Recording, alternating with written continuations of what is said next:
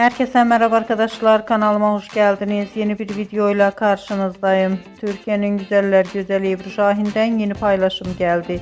Ebru Şahin eşi Cedi Osman'ın yeni görüntülerini paylaştı. Ben de bu görüntüleri sizler için YouTube kanalımda video halinde sunuyorum. Umarım beğenirsiniz. Arkadaşlar, videomu beğendiyseniz kanalımı izlemeyi ve bildirim butonuna basmayı unutmayın. Şimdilik benden bu kadar olsun. Yeni videomuzda görüşmek üzere. Hoşça kalın.